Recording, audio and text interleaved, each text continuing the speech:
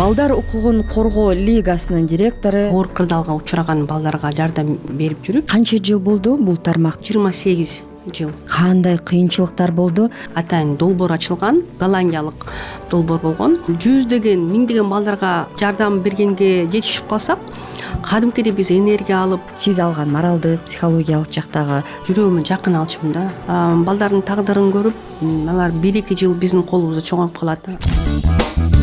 Ар бир адамдын үнү угулууга тийиш, анын ичинде балдардын дагы. Мына ушундай ураан менен биздин бүгүнкү көч айымдардан башталат подкастыбыздын коногу Балдар укугун коргоо лигасынын директору Назгүл Турдубекова мына ушундай ураан менен иш алып барат. Бүгүнкү подкастыбызда биз Назгүл Турдубекованын тажрыйбасы, иш жолу, балдардын укугун коргоодо кандай тоскоолдуктар болуп, аларды жеңген деги эле айым катары өзү тууралуу, айым катары мына ушул маселе менен иштөөдөгү ролу тууралуу айтып бермекчи. Арыбаңыз урматтуу көрөрман. Сиздер менен мен Назира Жусупова болмокчумун. Арыбаңыз урматтуу Назгүл айым, студиябызга келип бергениңиз үчүн ыраазычылык билдирем. Жана ошондой эле бүгүнкү подкастыбызда алгач ушул балдардын укугун коргоого сизди эмне алып келди? Бул маселе менен иштөөдө, балдар менен иштөөдө эмне түрткү болду?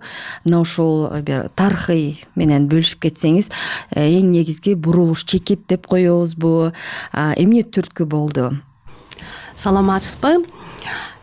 Менин ата-энем мугалим болуп иштешкен. Анан күнүмкү турмушта ошо башка балдарга, окуучуларга жардам берип аткан тажрыйбасын көрүп, мен дагы өзүм ушул мугалим болгонго дагы умтулуп, биринчи кесиби мугалим, башталгыч класстын мугалими болуп университеттин ушул факультеттин бүтүргөм. Андан кийин юридикалык факультетке кайра өтүп, университетке өтүп, Кыргыз славян университетине жаңы кесипке ушул умтулгам, ушул юрист болсом деп. Себеби оор кырдаалга учураган балдарга жардам берип жүрүп, мен мындай өзүм ушундай жыйынтыкка келгем. Кыргызстанда мыйзамдарды оңдомоюнча балдардын тагдырын, балдарга карата болуп аткан Кыргызстанда системаны өзгөртүү кыйыныраак болот деп. Негизи мен үчүн ушул башка адамдарга камкордук көрсөтүү, балдарга кол сунуу, аларды коргоо мен үчүн менин ата-энем чоң мындай үлгү болгон. Канча жыл болду бул тармакта иш алып барып жүргөнүңүзгө? Бул тармакта эми быйыл 28 жыл болот. Себеп деген мен университетти бүткөндөн кийин 2 жыл 29 гимназияда кыргыз тили боюнча мугалим болуп иштегем. Андан кийин ушул багытка өтүп кеттим. 28 жыл бою мына ушул балдардын укугун коргоо, анын ичинде айымдардын да укугун коргоо боюнча бир топ демилгелерди, иш аракеттерди ар кайсы тармакта иш алып бардыңыз. Бөлүшүп кетсеңиз, кандай кыйынчылыктар болду? Анан айым катары ушу кантип жеңе алдыңыз? Бизди көрүп жаткан көрөрмандарга кандай кеңештерди бересиз? Ошо тоскоолдуктар кайсылар болду? Кантип жеңдиңиз? Анан ушул тоскоолдукка кабылганда артка кетпеш үчүн сизге эмне мотивация болду? Эмнени көрүп, же кайсы адамдарды көрүп, же кайсы китеп, тасмаларды көрүп сиз алдыга карай кете бердиңиз? Эми эң кыйынчылык деп айтсам болсо, бул биринчиден 96 жылы мен ушул Кыргызстанда жаңы долбоор ачылган, ушу көчөдө алган балдарга карата жана базарда иштеп жүргөн балдарга карата деген атайын долбоор ачылган. Ушундай кризистик борбор ачылып, ошол кризистик борборго мен адис катары мен жумушка алышкан. Чоң конкурстан өткөн, бул голландиялык долбоор болгон. Анан 200 кишинин ортосунан биз 3 адам өткөнбүз Кыргызстан боюнча, анын арасында мен. Анан айтып берет элем, мен үчүн ушул мен анда жаш адис болчумун, жаңы эле окууну бүтүп, анан мага деген мындай коркунучта болгон, кыйынчылыкта болгон себеби Кыргызстанда ушу көчөдө калып калган балдардын саны аябай көп болчу да. Алар теплотрассанын астында ичинде жашачу. Биз түн ичинде барып фонарик менен кадимкидей ошо балдардын баарын чогултчубуз да. Айбдан чоң коркунуч болчу себеп балдарды да сатып иччи, ошол жерден жоголуп кетчи балдар себеп деген ата-энелер балдарын калтырып ар кайсы жакка кетип калган күндөр да болгон да. Анан балдар ар кандай эмелерди жаман ишке кетишип, мындай уурдап дагы, анан жанагы спецшколага да түшүп калчу. Спецшкола, спецПТУ, андан ары колонияга да, түрмөгө да алынып кетчү да ошондой балдар. Анан ушул балдарды биз куткарабыз деп күндөр түндүр иштечүбүз. Анан ал кезекте деген жумушта биз биринчи күнү келип, сменга мына биринчи күнү кирсек, анан 2 сутка тынбай түнү бою иштеп чыкчубуз. Анан жумасында бир нече эле, бир 2-3 күн эле түн эле уктачубуз да, калган күндөрү күндөр түндүр иштечүбүз. Абдан жумушубуз оор болчу. Бирок биз ушул өзүм ишиме, ошол койгон максаттарыма, ушу балдарга карата коопсуздук чөйрө түзүп бериш үчүн мен ушунчалык умтулчумун. Себеп деген ушул көйгөйдү аябай жакын көрчүмүн да өзүмөчү. Себеп деген мындай эми ал учурда бул абдан коркунучтуу көйгөй болчу да. Чыныгы көзүнүн алдында аябай чоң эмелер, мындай балдарга карата деген кол салуу болуп атса, аларды сабап, урдап, мындай аларга мыккачылык көрсөткөн күндөр дагы, ошонун баардыгын биз көргөн үчүн мен аябай ошого ар балага деген мындай кол сунганга, камкорлук көрсөткөнгө, алардын ата-энесин таап, кайра мындай балдарды үй бүлөсүнө кайтарганга, үй бүлөнү көтөргөнгө, ошо балдардын үй бүлөсүнө кадимкидей биз камкорлук көрсөтүп, мен ошол баласы, ушу энеси деген бутуна туруп кетсе экен деп аябай көп мындай салымымды көрсөтчүмүн да. Анан себеп деген энесине жардам берсек, баласын алып кеткенге дагы эмеше мүмкүнчүлүгү болуп калабы деп ошого көп эме кылчумун да, аракет кылчумун. Эми тоскоолдуктарды деп айтсак, эми ал учурда бизге мындай аябай мындай чоң көйгөйлөр тоскоолдук деп эсептелчү эмес. Мен азыр ошону ойлосом, бул кыйынчылыкты мындай жокко кетиргенге, ушул менен күрөшкөнгө бул биз милдеттийбиз, алыбыз жетет, бул ушуну жокко кетириш керекпиз, бул биздин максатыбыз деп, милдетибиз деп күндөр түндүр ушинтип иштей берчүбүз. Анан ушул жумуштан биз абдан көп эме алчубыз да, мындай кайрадан мындай чарчабай, кайрадан энергия алчубыз да. Энергия алып, ушу жүздөгөн, миңдеген балдарга жардам бергенге жетишип калсак, кадимкидей биз энергия алып, ушинтип биз жөн жумуш аткарган жокпуз деген мындай абдан маанилүү иш кылып атабыз деп аябай ошого ишенип иштечүбүз да. Ошон үчүн мен аларды кыйынчылык деп айтсам деле, азыркы учурда ошол учурда мен бул кыйынчылык деп биз эсептечү эмеспиз да. Азыр болсо ушу салыштырабыз да. Салыштырганда мен айтам, азыркы заман мисалы үчүн жаштар үчүн, негизи биз жаштар үчүн азыр мындай жеңил, аябай мындай оңой учур деп айтсам болот. Себеп деген көп көйгөйлөрдүн баардыгын, мындай көйгөйлөрдү уже көрбөйт, мындай алар менен тиешеси жок. Себеп деген мындай көйгөйлөрдүн баардыгы мындай уже башка деңгээлге, мындай жакшыртуу деңгээлге өткөн. Анан азыр мындай көйгөйлөр менен жаштар кезикпейт. Анан мен ойлойм, мындай оорчундукка да чыдабай болуш керек болчу депчи. Себеп деген чыныгы ал учурда биз ушундай абдан кыйынчылыкка иштегенге биз ошого мындай көнүп мындай ошо турмушка биз көнүп калыптырбыз да, ошо мен ошону ойлосом. Бирок ошондой болсо дагы ошондой оор турмуштагы балдарды көрүп, алардын ата энелеринин тагдырын көрүп, ар кандай окуялар бар да, ошолорду көрүп мындай сизден ошо моралдык жактан, психологиялык жактан деле мындай кедерге, зыян алып жаттыңыз болуш керек. Анан ошолорду ошол сиз алган моралдык, психологиялык жактагы зыяндын кайра кантип күрөшүп, моралдык жактан, психологиялык жактан кандайдыр бир ыкмаларды колдонуп аттыңызбы? Анткени кандай, мисалы үчүн жанагындай балдарын таштап кеткен ар кандай кейстерди угуп, ошол маалыматты кабыл алуунун өзү деле оор болсо керек. Сиздин кандай ыкмаларыңыз болуп атты да ошо?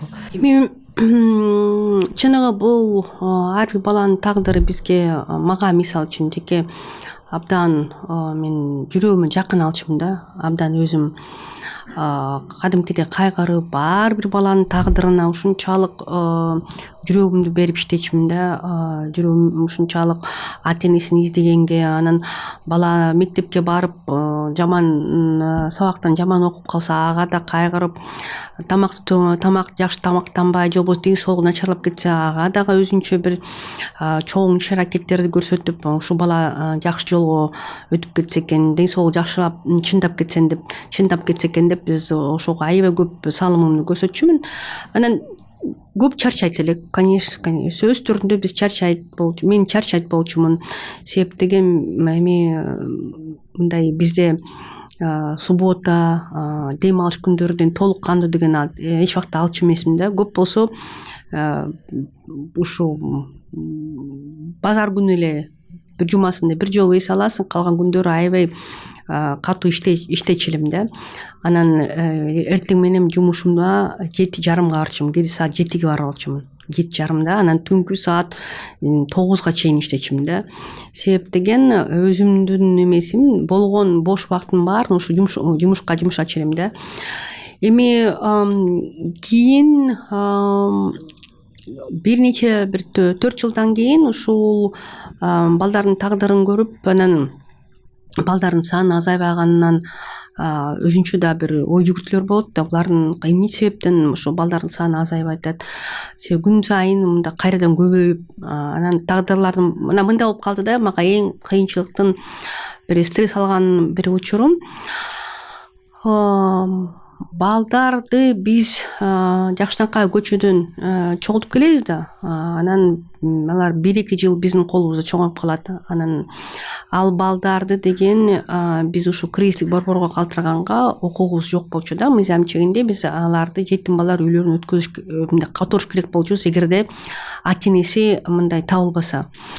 Анан жетим балдар үйлөрүнө өткөзгөндөн кийин мен жетим балдар үйлөрүндөгү балдардын укуктары канчалык корголуп атат барып мониторинг кылчумун да. Ушул жерге барып карасам, балдардын ден соолугу начарлаганын көрүп, кадимкидей стресс алчумун. Андан кийин болсо бир нече жылдан кийин мен тиги мыйзам бузган атайын кылмыш кылган балдардын акыбалын барып көрүп келчүбүз, жанагы Вознесенский колонияга. Ал жерге барсам деген ушул балдар кичинекей, мен ушу 8 жаштагы көргөн, биз кризистик борборго кичинекей чагына 7 жашта, 8 жаштагы балдар келип түшүп калчу да. Анан ал балдарды биринчиден ушу жетим балдар үйлөрүнө которгонду бир көрчүмүн. Андан кийин ушу колониядан көрүп калгандан кийин ушунчалык стресске чалдыккам. Эми кандайчы биз эмнелеби туура эмес кылдык? Менин колума келген жакшынакай бала эмес беле?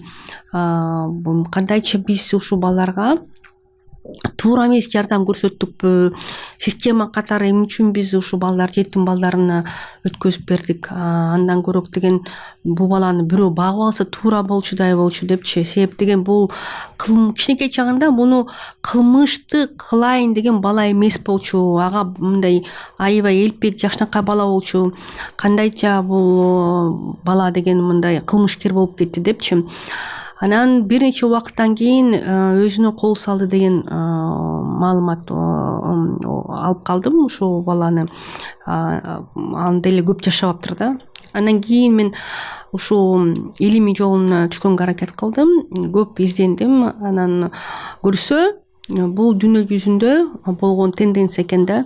Эгерде балдар, жетим балдар үйлөнүүнө түшкөндөн кийин алар деген келечекте деген мындай психикалык ден соолугу деген чын болбой калат экен да, туруктуу болбой калат экен, физикалык ден соолугу дагы аябай алсыз болуп калат экен дагы. Анан алар деген өздөрүн мындай туугандары жок болгондон кийин аны мындай камкордук көрсөтүп күнүгө мээрим бере тургандай айлана чөйрөсү жок болгондон кийин алар мындай ушул дүйнөнүн маанисин дагы көп мындай маани бере албай, анан эмнеге максат кое алышпай, анан психикалык ден соолугу алсыз болуп булар деген акыры мындай көп жашаганга дагы өзүлөрү умтулбайт да экен.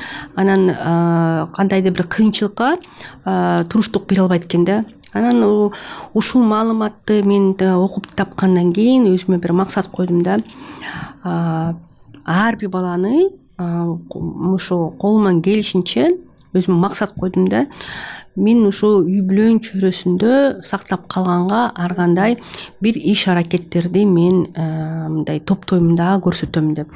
Анан ушул жылдардан баштап ушул болгон эмели балдарга карата болгон шарттарды көрүп туруп, анан мен изилдеп баштадым.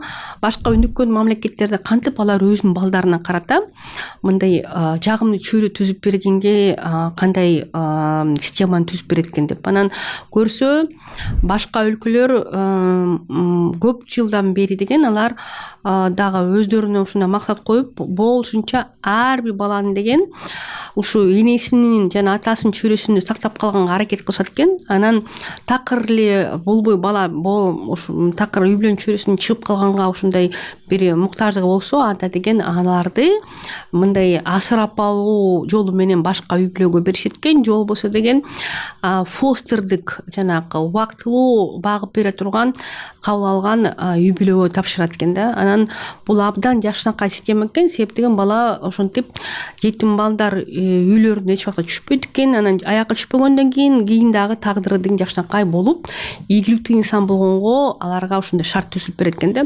Анан ушул максатты, ушул тажрыйбаны көргөндөн кийин мен да өзүмө мындай бийик деңгээлде максат койдум. Ушул деңгээлде көп иш аракет көрсөтөм, ушул багытта иштейм деп өзүмө дагы мындай чоң максат коюп, ошонун алкагына келатам азыр.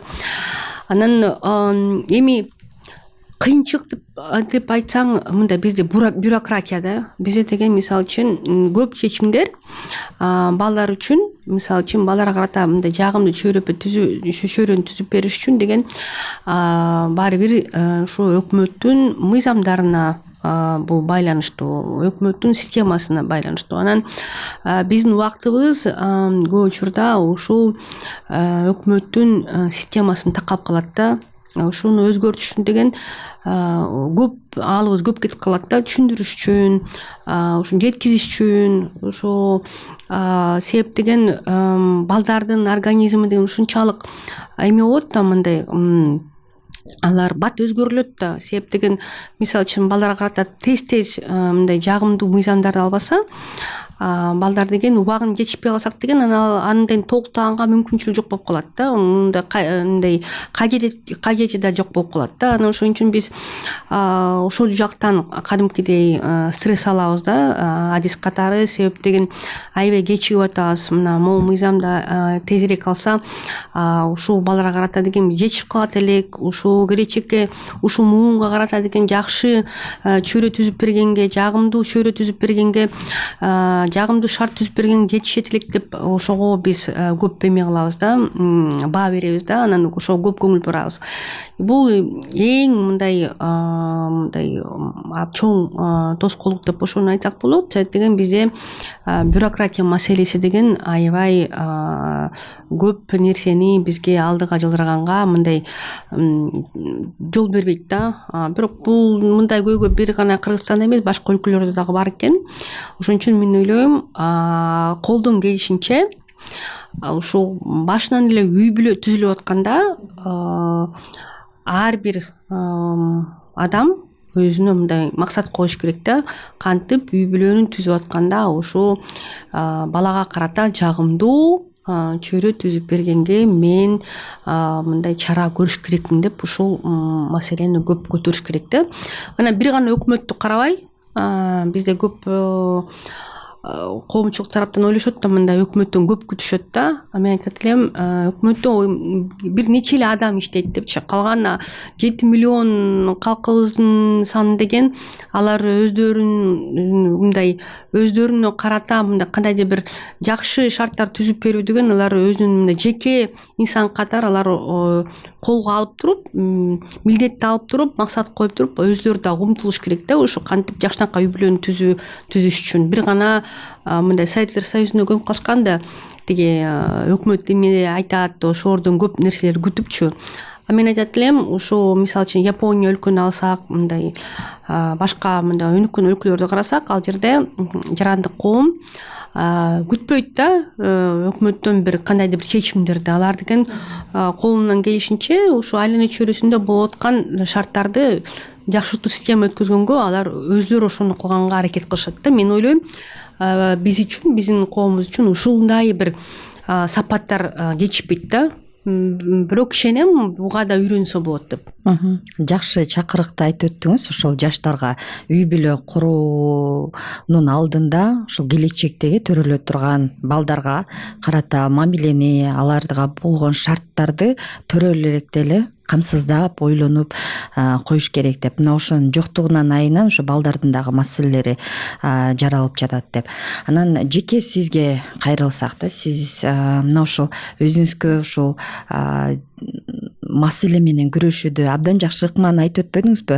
Жана антип мен оор кырдаалды көрүп, алар эмнеге иштебей жатат экенин анализдеп, изилдеп отуруп, башкача ыкмасын таптым депчи. Мына ушундай тоскоолдуктарды жеңүүдө сиздеги кайсыл сапаттар кичине кезиңизден баштап бар эле, же кийин аларды калыптандырдыңызбы? Ошол жеке инсан катары, ушундай ийгиликке жеткен адам катары кайсыл сапаттар сизде мурда бар эле, же кайсыл сапаттарды сиз кийин калыптандырдыңыз? Тоскоолдуктарды жеңүүдө же деги эле маселелер менен иштөөдө кандай сапаттар жардам берип атты сизге? Мен кичинекей чагыман өзүмдө эле байкам да, аябай боорукердикмин да. Анан мисалы үчүн Кайдыгер эмес, кайдыгер эмес, мындай аябай сезимтал, мындай өзүмчү. Анан ушунчалык башка балдар, мектепте деле класста башка балдар мисалы үчүн окуу жагына кыйналса, барып жардам бергенге аябай башка балдар мисалы үчүн аларга мындай басымдык кылып көрсөтсө, мен аларды коргоп, мындай жок деп кадимкидей алар менен достук түзүп, жанында жүрүп, мындай аларды коргогонго ошого жакын болчумун да. Анан өзүм дагы тиги кичинекей чагыман мындай кичинекей чагыман эле достук түзүп атканага ошол жака көп көңүл эме кылчумун да, ошого көп көңүл бурчумун. Анан өзүм дале мисалы үчүн университетте окуп жүргөндө дагы өз жагыман да байкачумун да, башкалар кыйналып атса ошолорго жардам бергенге эле ошого жакын болчумун да. Анан мен ата энеме ыраазымын, алар менин эмелеримди, көзүмдөрүн карап, анан менин кыялымды карап туруп алар айтты, сен деген ушу мугалимдик жакка барсаң туура болот го депчи, илимий жолго өтсөң жакшы болот го, сен ушу окууга жакшысың, китепке жакынсың, анан ушул багытка өтсөң балдарың менен иштегенге сен эмең жөндөмдөрүң аябай жакшы депчи. Кичинекей балдар менен жакшы ойнойт элем да. Анан ушуга жакынсың деп туруп, анан ошого мага түрткү берген.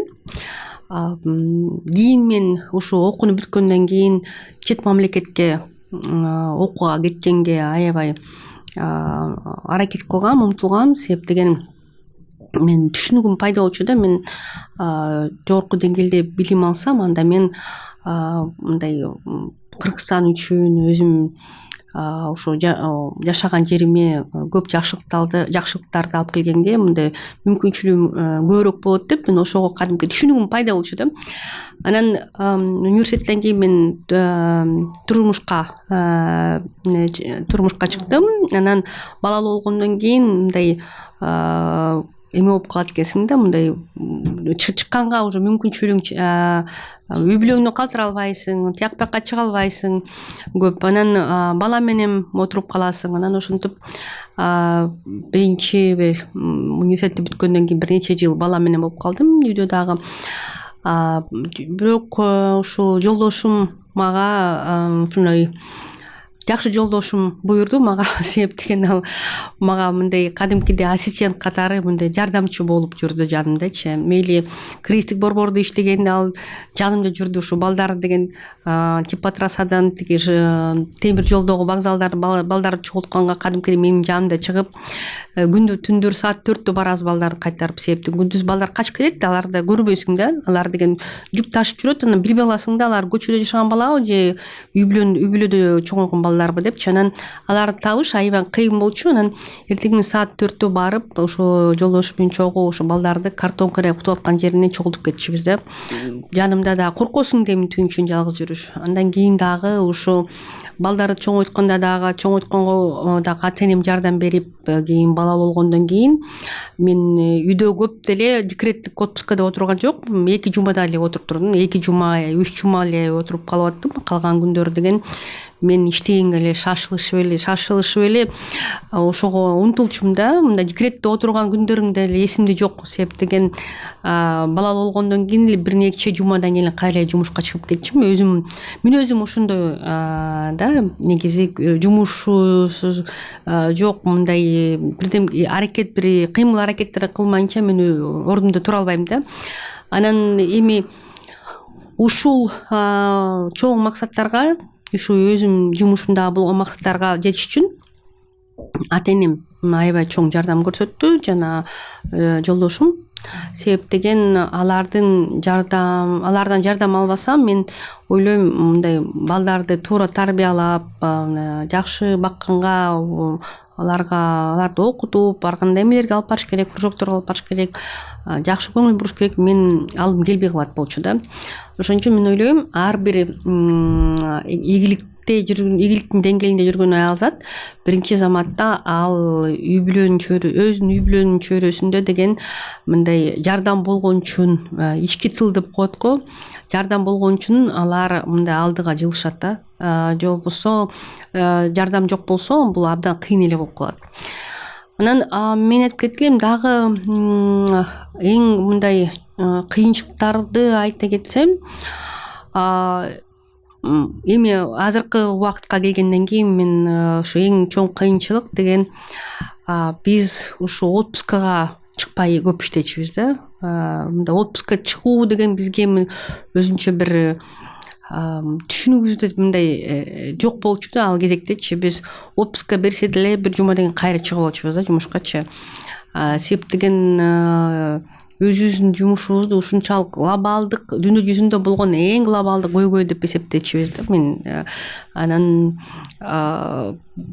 көп балдарга жардам бергенге мындай жетиш керекпиз деп ушундай бир максаттын үстүндө жүргөнбүз да. Анан эми кийин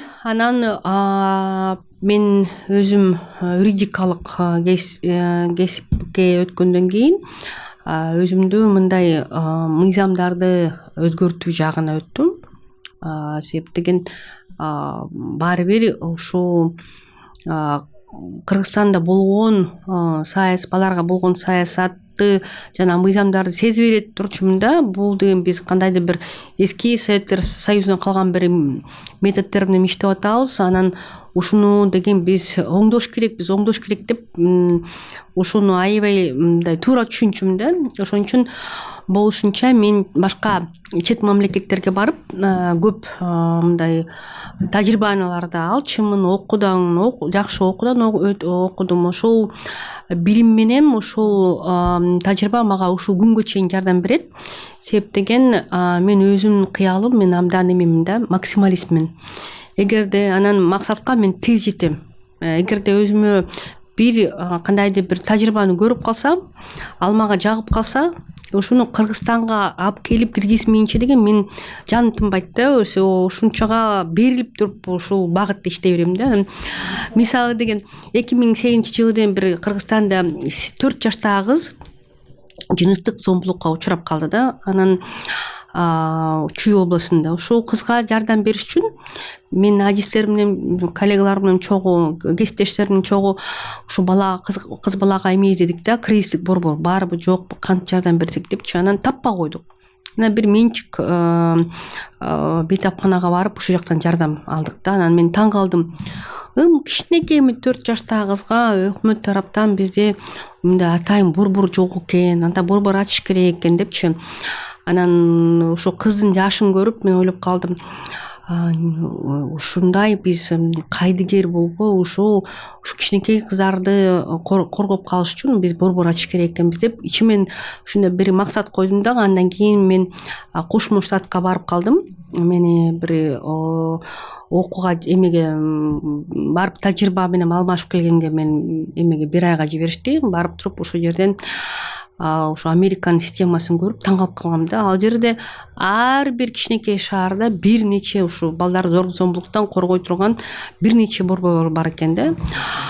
Мамлекеттик, муниципалдык, жөнөкөй менчик камкордук көмөлөрчү. Анан мен ушунчалык борборлорго барбы, анда деген Кошмо Штатта деген балдарга карата зорлук зомбулук аябай чоң көп көрсөтүлө турбайбы деп ушундай бир таң калгам да. Анан мага ушул жерде Кошмо Штаттагы болгон кесиптештерим айтты, жок дотпа.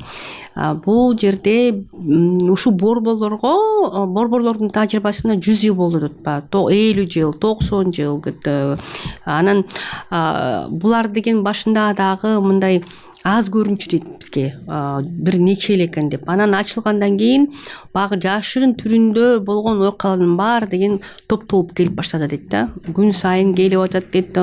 Башында ачылганда аябай көп келет дейт. Анан күнүмкү турмушта негизи үй бүлө жашырым түрүндө болгон үчүн бул менчик зона болгон үчүн деген үй бүлөдө эмне болуп атат, кандай мамиле болуп атканын балдарга билбейсиң дейт да. Ошон үчүн ошол балдарды ар бир үй бүлөнүн чөйрөсүндө зорлук зомбулуктан сактап калыш бул абдан кыйын, мындай өзүнчө бир кыйын милдет дейт да, мындай оңой эмес деп. Ошон үчүн бизде кичинекей ымыркай балдарга карата өзүнчө борбор, төрөлгөндөн баштап 3 жашка чейин өзүнчө борбор, 3 жаштан баштап 5ке чейин башкача борбор дейт, 5тен баштап 7ге чейин кадимкидей алар ар бир эмеге ар бир жашка карата деген өзүнчө борбор түзүлөт экен. Себептен алардын психологиялык өзүнчө бир өзгөчөлүктөр болот экен да. Андан кийин алардын шартын көрсөм, алар бир жерде бир эле зонада деген психологиялык, юридикалык жана деген социалдык кызматтарды бир жерде алышат экен да. Мындай кыйналышпайт экен алар. Башка бир бейтапканаларга барбайт экен, сразу эле ошол жерге келишет экен. Дагы ошол жерден прокурор да келет экен, тергөөчүсү да келет экен, адвокат да келет экен. Анан баладан болгон керектүү нерселердин баардыгын, маалыматтын баарын алып алат экен. Дагы ошол жерден кызмат алышат, анан бүттү. Анан ошол балдар берип аткан мындай көрсөтмөлөрдү ошол жерден жазып алат экен. Тергөөчү деген камерага тартып алат экен, бүттү. Баланы деген сотко алып барбайт экен, ар кайсы эмелерге алып барбайт экен, суракка алып барбайт экен. Ошол жерден бир эле жолу тартып алат экенден кийин анан ал жерге жөн эле психологиялык реабилитация алганга эле келишет экен да. Анан мен ушундай шартты көрүп алып таң калдым да. Анан айттым, мен Кыргызстандагы Американын балдар болуп, Кыргызстандын балдар эмеспи деп туруп өзүнчө бир жакшы максат койдум дагы, намыстандым. Биз дагы ушундай борбор ачыш керек экенбиз деп туруп. Анан ушул максатты Кыргызстанга жайылтканга иштеп баштадым да. Анан ушул ЮНИСЕФтен менин сунушумду колдошуп, анан жардам беришти. Ошо Кыргызстанда 4 борборду ачканда. Бүгүнкү күнү ушу Бишкек шаарында ушундай борбор бар. Ошо түзмө-түз ошо Американын ошо Кошмо Штаттын модели менен Түп районунда, Түп айылында ачылган, Караколдо ачылган, анан Ош шаарында ачылган 4 борбор. Анан мен дагы бир кореялык фондко кайрылып, ушул ишти мындай жайылтканга аракет кылдым. Ушул Сокулуктан ачканга аракет кылдык. Анан Жалал Абадтан ачтык. талас шарын таластан дагы ЮНИСЕФтин жардамындагы таластан ачтык дагы. Анан биз ушу борборлорду деген ачып атканда каршы болгондор көп болду да. Мен ошого таң калдым. Бизде зорлук зомбулук жок, эмне кыласыңар, бизде жетим балдар үйлөрү бар, ошол жетиштүү, акча жок, каражат жок деп ушул 2010-жылы, 11-жылы, 12-жылы ошол жылдар деген каражат жок деген бир эме, бир өзүнчө көнүп калган бир эме болчу да, туруктуу мындай фраза болуп калчу да. Анан мен болсо ага ишенбейм. Күнүгө ар бир депутат менен, анан мен жалгыз эмесмин, мен командам, кесиптештерим аябай мен окшогон берилген адистер, алар дагы жок болбойт, буну деген ишке ашырыш керек, биз деген балдарга карата деген жакшы шарт түзүп бериш керек деп күнүгө биз ушуну какшап туруп алдык дагы. Анан ушинтип биргелей ашып атып депутаттар менен биригиштик, Бишкек шаар мэриясы менен биригишип, анан социалдык өнүктүү министрлиги менен биргелешип тил табыштык дагы. Анан Бишкектен биринчи борборду ачканда таң калганбыз да. Ушунчалык мурунку болгон окуялардын баардык балдарга болгон окуянын баары деген аябай топтолуп калыптыр. Эч ким көңүл бурчу эмес бул маселеге. Анан аябай көп келе баштады да. Биз ушунда базар күндөрү дагы иштеп калдык да. Очередке туруп калчу. Ушунчалык анан бир гана Бишкек шаарында эмес, бүт 7 областтан баары маалымат алышат, ушундай борбор ачылды деп. Келе баштап 1-2 айга чейин очередке туруп калган күндөр болуп калды да, элдин санычы. Анан биз ойлонуп айттык, эми энеге деген канчалык кыйын депчи дейт, Оштон же болбосо тиги көлдөн же башка областтан келиш үчүн аябай кыйын эле депчи.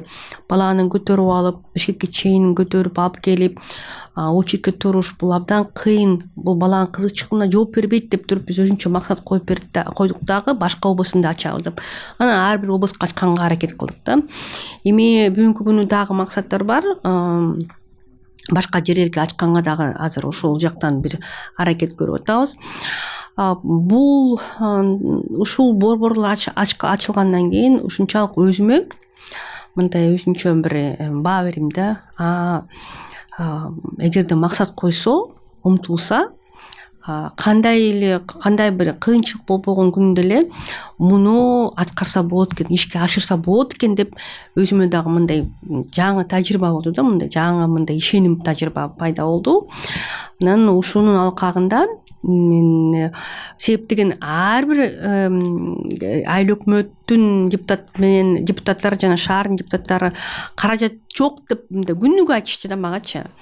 Анан жок болсо деле биз мындай напролом эле барып аттык да, баарын үгүттөп ушинтип атып деген түздүк да, ушуну мекемесине таптык, өкмөттүн балансын өткөзүп бердик, бүт аябай ушунчалык каржылоо маселесинде чечтик акырчы. Анан мен ичимен дагы эме болуп калдым да, мындай өзүмө дагы баа бердим, болот экен депчи. Анан ушунун алкагында биз Кыргызстанда балдарга карата ишеним телефон пайда болуш керек экен.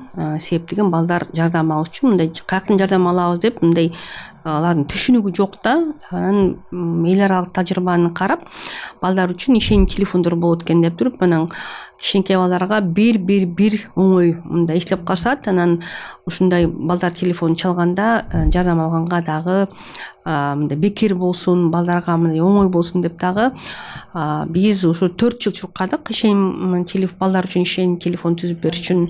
Ал азыркы күнү иштеп атат. Анан бүгүнкү күнү борбор Азиянын деңгээлинде Кыргызстанда гана ушундай туруктуу күндү түндүр иштеген Кыргызстанда эле гана бар ушундай телефон, ишеним телефон.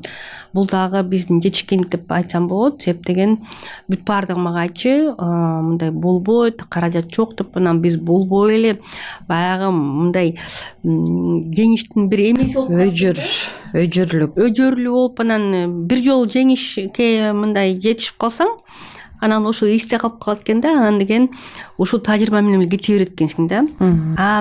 Негизи мен айтып кетсем, өзүм деген кичинекей чагыман спортко көп машыкчымын да. Анан мисалы үчүн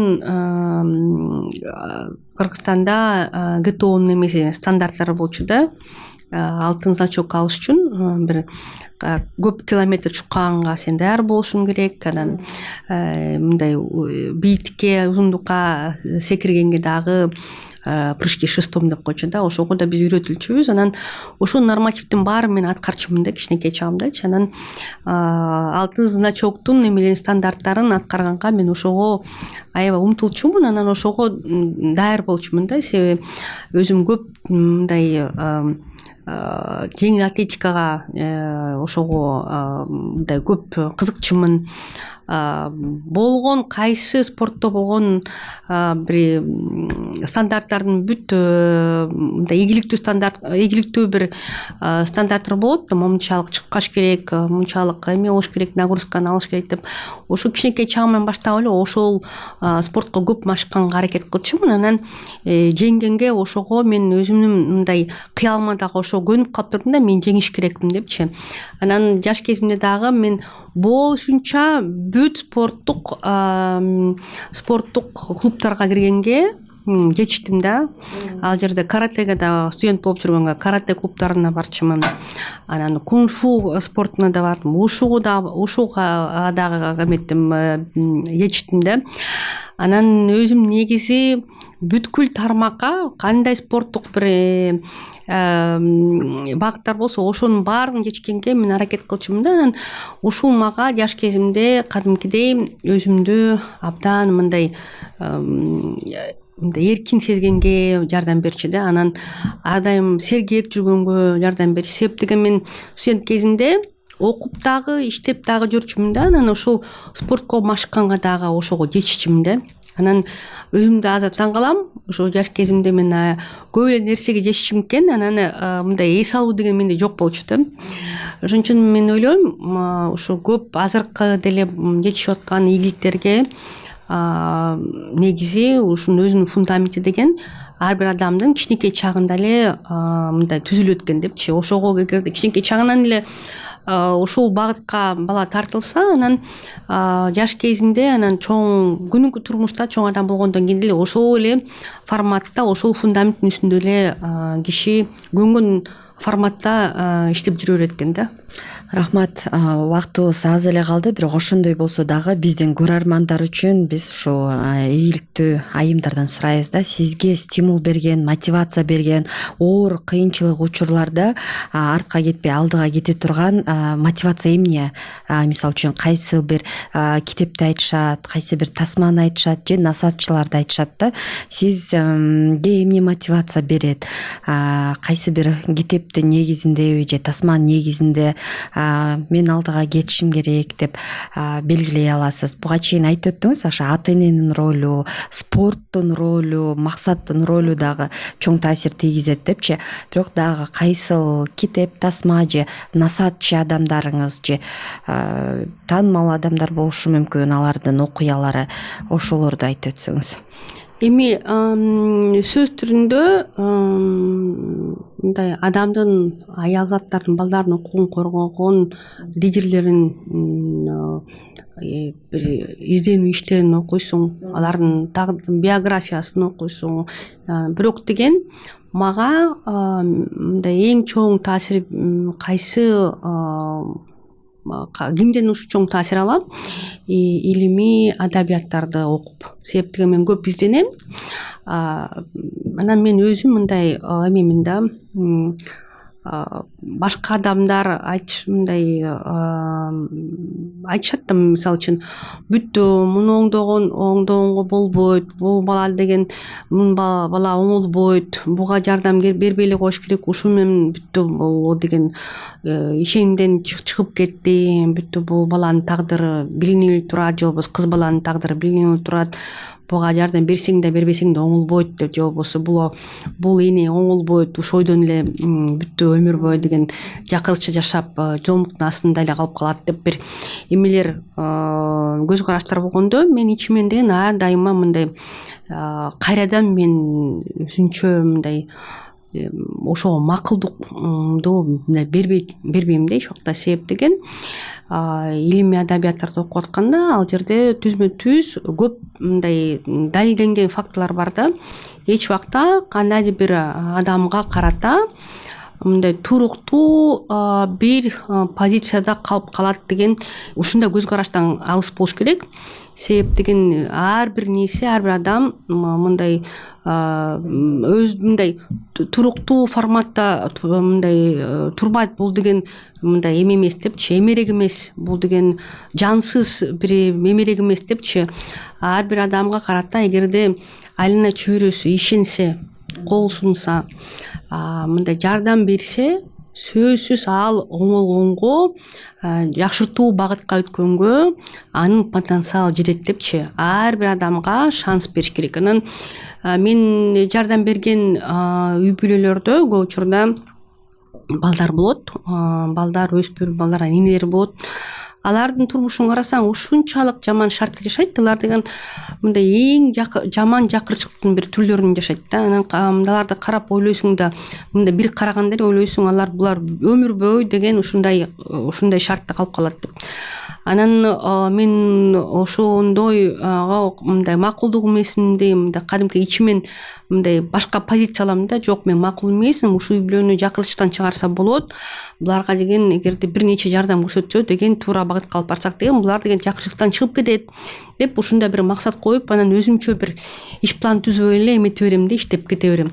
Анан 3-4 жылдан кийин кадимкиде карасаң ушул эле аялзат деген кадимкидей ишкер аял болуп кеткен күндөр болгон, аз эмес да. Ошон үчүн мен көп мындай маалыматты, жаңы маалыматты, энергияны биринчи заматта илимий адабияттан аламын. Андан тышкары деген өзүмдүн мындай бир мүнөзүм бар. Канчалык мындай көп тоскоолдуктар болсо, канчалык кыйынчылыктар болсо, мен кайрадан өзүмдү өзүм мындай тарбиялап баштайм да. Мындай ишенимди өзүмө кадимкидей өзүм түздөп баштайм да. Бир ишеним сезимдердичи өзгөртсө болот, бул деген убактылуу, мындай күрөшүш керек депчи. Мен өзүмдү ар дайым бир кандай кыйынчылыктар болсо, ошончолук күрөшкөнгө кадимкидей энергиям кайра көбөйүп баштайт да. Анан негизи керек болсо күнүмкү турмушумда дагы режимди да оңдоп баштайм. Мисалы үчүн эң чоң жетишкендиктерим кайсы учурда болгон? Качандыр мен режимимди оңдоп, мындай чоң милдеттер аласың да. Анан саат 4-тө турам. 4-тө туруп, 4-төн 7-ге чейин болгон эң татаал бир милдеттерди, алдыма койгон милдеттердин баарын аткарганга аракет кылам да. Сен 4-төн 7-ге чейин эч ким сага мындай телефон чалып тоскоолдук кылбайт.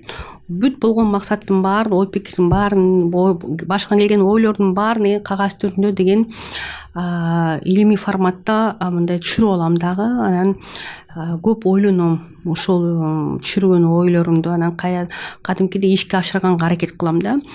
Анан күндүзү болсо болушунча ар бир мүнөттү туура пайдаланганга аракет кылам дагы. Анан сөз түрүндө спортко машыкканга, ошого жетишкенге аракет кылам. Анан үй бүлө менен убакыт өткөзгөнгө аракет кылам. Себеп деген өзүмдүн 3 балам бар, үй бүлөм бар. Анан ошо бир туугандар менен мамиле түзгөнгө, өзүм балдарым менен мамиле түзгөнгө ошол убакытты жоготпой туура колдонгонго аракет кылам дагы. Анан эрте жатам. Анан мен дагы айтат элем, ийгиликтүү болуш үчүн туура тамактаныш керек. Ошол жагынан дагы мен мындай көп жетишкендиктерге умтулам. Себеби туура тамактанып, мындай спортко машыкканга ушул бир нечелерди дене тарбиясына дагы көңүл бурса, ийгилик деген мындай өзүн мындай ийгилик бат эле келип калат да. Анан болгон жумушта болгон максаттарыңды бир нече жылдап жүргөн иштериң деген бир жумада, 2 жумада эле бүтүп калат да. Ошон үчүн мен айтат элем, ар бир адам эгерде кандайдыр максатка жетем десе, кыска убакытта эле мындай жетсе болот. Эгерде өзүнүн күн тартибин мындай туура пайдаланса, ошого умтулса, анан туура чөйрөнү мындай туура мындай багытка алып бара турган чөйрөнүн айлана чөйрөсүндө болсо мен ошону өтө мындай баса айтып кетет элем. Анан негизи мен дагы өзүм глобалдык деңгээлде мындай көп нерселерди мен ушу баалуулуктарды глобалдык деңгээлде ойлоном да. Майдаланатып мындай бир нече эмелерге вообще такыр көңүл бурбайм да. Мен максаттарды аябай чоң глобалдык деңгээлде коем. Анан ошо максатты койгондо мен өзүмдү таң калам да. Өзүмө карата чоң максаттарды коюп алам, бирок кандай тоскоолдуктар болушу мүмкүн деп алар жөнүндө ойлонбойм да. Ишке ашат деп ишенесиз. Ошонун алкагында энергия көп алып туруп анан ошого бара берем да. Анан мен кесиптештерим айтат да, ушул жерде момундай тоскоолдук болот, ушунча каражат керек экен, такыр ойлонбойсуңар депчи, кете берет экенсиңер депчи. Мен ушундай болгон мүнөзүм да. Анан өзүмө таң калам, өзүмө чын эле ошону ойлонуп турмун, канча каражат керек экен, дагы канча көп жумуш өткөрүш керек экен депчи.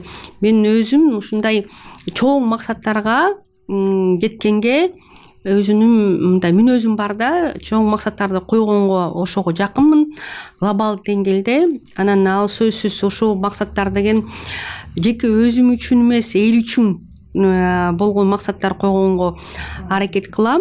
Мындай өзүмө карата бир максаттарды коюш, аларды дагы эметпей калам да. Жеке өзүмө кое турган максаттарды байкабай деле калам да. Өзүнчө көп ойлонбой, көп учурда ошо коомчулук үчүн, эл үчүн, Кыргызстандагы балдар үчүн деп, энелер үчүн мындай көп мындай жакшы жагымдуу таасир болсун деп ошого көп умтулам да.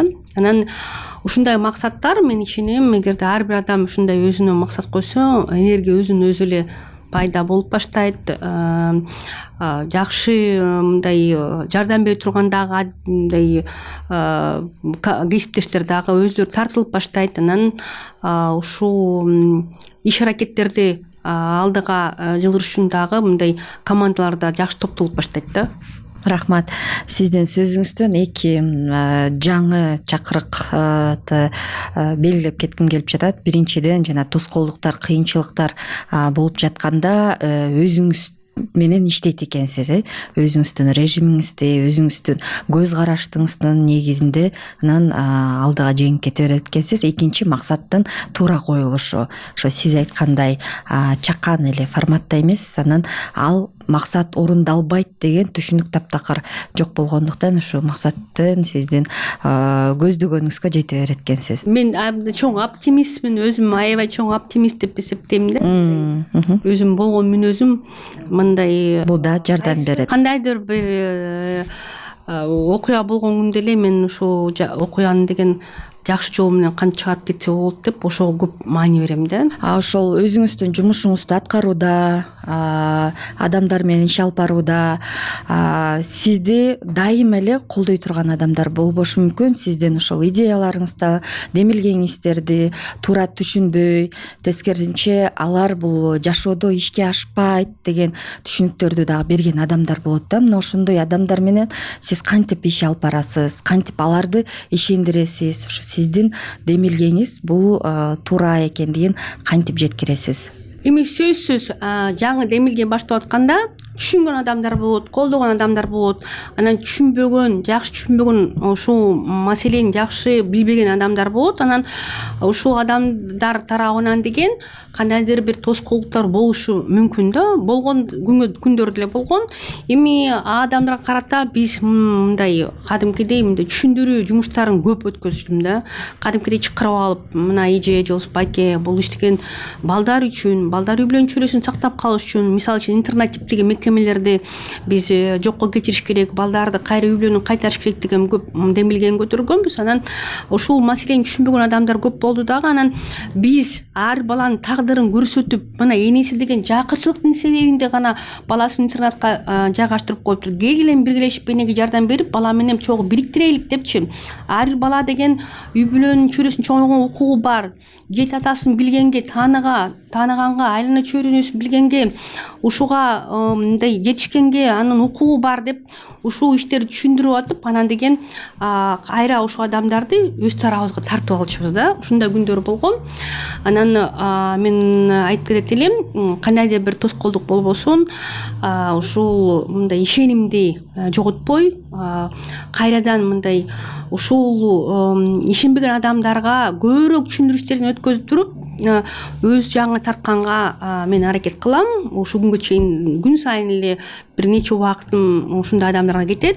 Бирок мен ойлойм, ушул кадимкидей мындай мен идеяма, мен демилгеме, мен философиямды мындай колдогон адамдардын саны ушинтип мен акырын ушул 28 жылдын ичинде деген ушинтип мындай чогултуп атам да.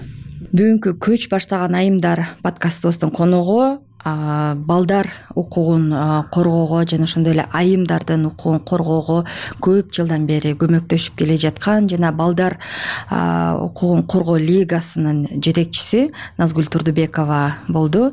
Сизге бүгүн биздин студиябызга келип, мына ошо балдар үчүн, айымдар үчүн үй бүлө институту боюнча айымдардын өнүгүшү тууралуу маалыматтарды, мотивация, стимул бергениңиз үчүн ыраазычылык билдиребиз. Ийгиликтерди каалайбыз. Ал эми сиздер менен студияда мен Назира Жусупова болдум. Кийинки чыгарылыштардан көрүшкөнчө.